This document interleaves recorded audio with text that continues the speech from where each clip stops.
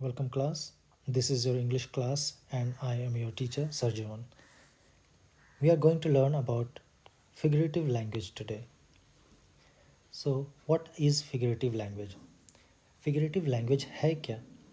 आप सबों ने अपने ऑफलाइन क्लासेस में बहुत बार literary devices word सुना होगा. You must have heard about literary devices. So that literary device is called as figurative language also. तो लिटरेरी डिवाइस को ही फिगरेटिव लैंग्वेज कहा जाता है. साथ में इसका एक और नाम है. There is one more name of figurative language और literary device which is figures of speech. इसे फिगर्स ऑफ स्पीच के रूप में भी जाना जाता है. और इनका यूज़ कब होता है, ये है क्या, आइए हम इसको समझ लेते हैं. So as the word is figurative language. Figurative language कोई भी भाषा में, चाहे वो इंग्लिश हो या हिंदी हो, चाहे अन्य भाषाओं में भी, जब भी कोई बात लिखी जाती है, बोली जाती है या पढ़ी जाती है, तो पढ़ने के बाद हमें हमारे मन में उस लिखे हुए शब्द का अर्थ और अच्छी तरह से समझ में आता है, क्योंकि पढ़ने के बाद हमारे मन में, माइंड में, कल्पना शक्ति में और विस्तार होता है.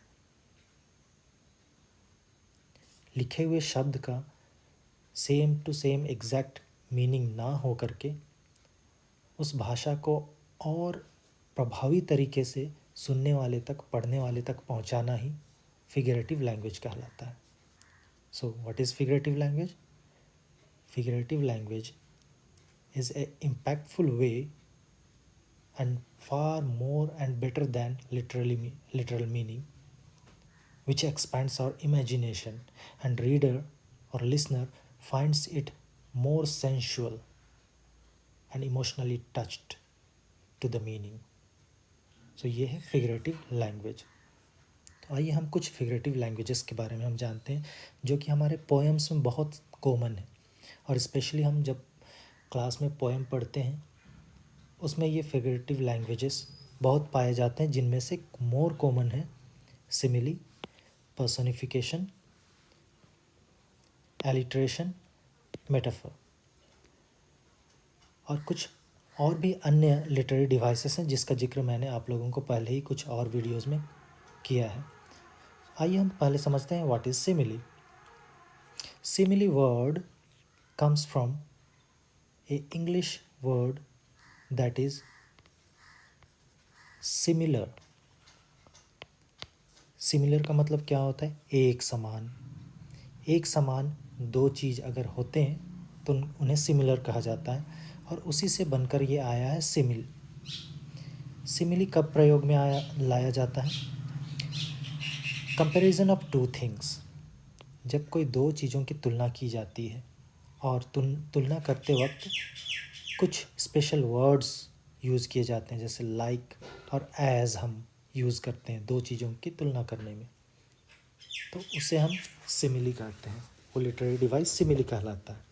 जैसे यहाँ पर एक सेंटेंस लिया गया है, this room is as hot as an oven. यहाँ दो वस्तुएं हैं, रूम और ओवन, और इसको तुलना किया गया है इनके गुणों को कि ये गर्म है. इनके एक गुण है, कॉमन है, सामान्य है, कि रूम भी गर्म है और ओवन भी गर्म है. ओवन किचन में एक पकाने का एक यंत्र होता है, एक इंस्ट्रूमेंट होता है जिस पर खाना गर्म किया जाता है.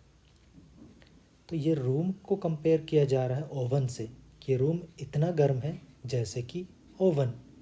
यहाँ हम देखते हैं वर्ड एज का यूज़ किया गया है और दोनों को तुलना किया जा रहा है, तो ये हो जाता है सिमिली. ऐसे ही हम एक और फिगर्स ऑफ स्पीच में देखते हैं लिटरेरी डिवाइस, जो है मेटाफर. मेटाफर को भी अगर हम पढ़ें तो ये है कंपैरिजन ऑफ टू थिंग्स. जैसा सिमिली में था, दो चीज़ों को तुलना किया जाता है. But what is the difference between metaphor and simile? Metaphor is also a comparison of two things, but saying that one thing is or was another thing. यहाँ एक ही सेंटेंस है जिसमें सिमिली और मेटाफर को समझा जा सकता है। अगर हम देखेंगे सिमिली में, देखिएगा this room is as hot as an oven. Metaphor में this room is an oven. Metaphor is more direct comparison and simile is an indirect comparison, जिसमें कि हम ऐसे जैसे कि ओवन हम बता रहे हैं, और मेटाफर में हम ये बता रहे हैं कि room is an oven, room he oven है, जिसमें कि हमारी कल्पना शक्ति में, माइंड में ये इमेज बैठता है कि रूम रूम नहीं है लेकिन वो ओवन ही है। सिमिली रूम ओवन जैसा है। तो यही दो अंतर हैं और बेसिक अंतर हैं सिमिली और मेटाफर में। दोनों चीज़ों को तुलना करने में उपयोग में लाई जाती है, और सिमिली इनडायरेक्ट जिसमें कि एज और लाइक वर्ड जुड़ता है, और मेटाफर में डायरेक्ट तुलना किया जाता है कि this room is oven and nothing else.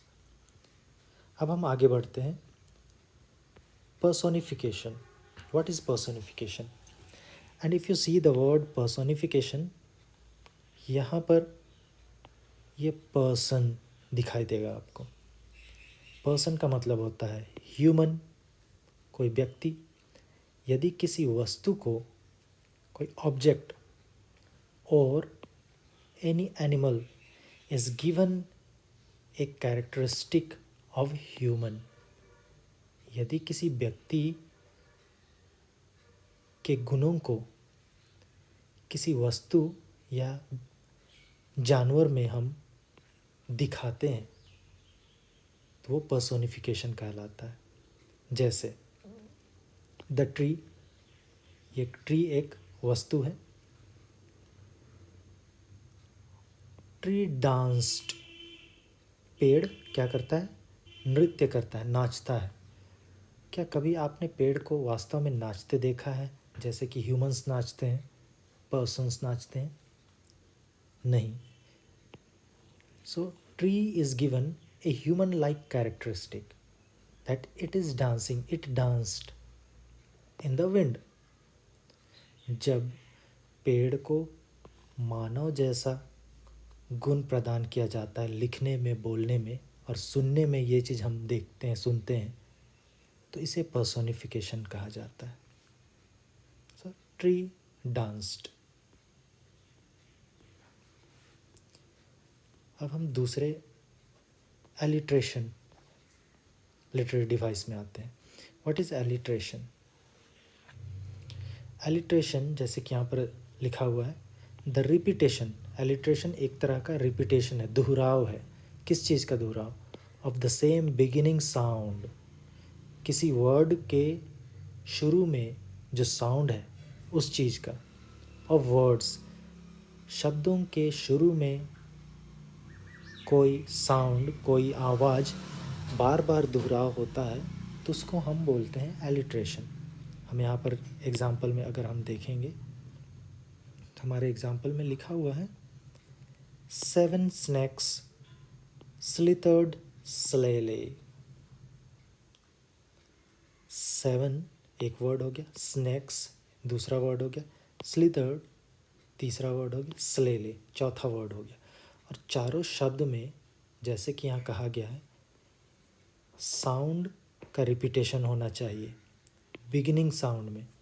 तो चारों वर्ड के बिगिनिंग में कौन सा साउंड है जो कि रिपीट हो रहा है?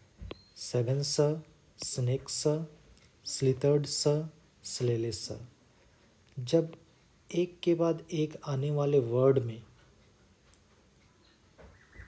शुरू में, शब्द के शुरू में जो साउंड आता है वो रिपीट होता है, दैट इज़ कॉल्ड एलिट्रेशन।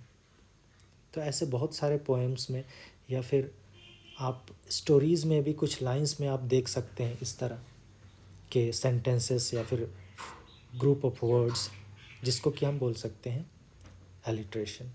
अब आगे आते हैं हम हाइपरबोल। हाइपरबोल क्या है?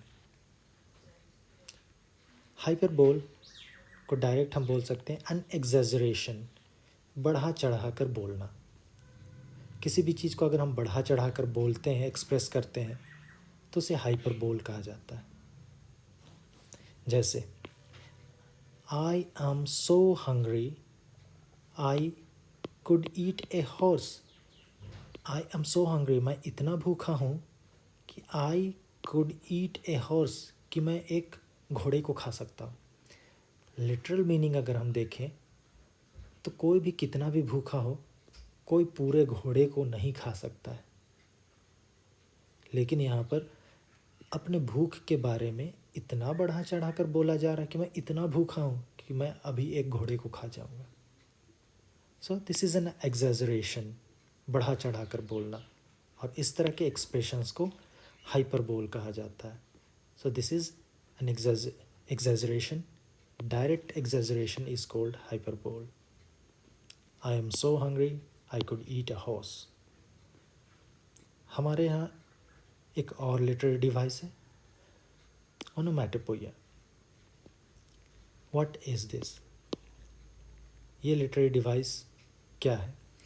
The use of a word, एक शब्द का वो इस्तेमाल जो मेक ए साउंड, जो साउंड को एक्सप्रेस करता है. जैसे पॉप. अगर थम्स अप या कोको कोला का जो ढक्कन होता है, अगर आप खोलते हैं तो पॉप ये साउंड होता है. उस साउंड को एक्सप्रेस करने के लिए जब लिखा जाता है पॉप, तो इसे कहा जाता है ओनोमैटोपोइया. जैसे बूम. अगर कोई क्रैकर, पटाखा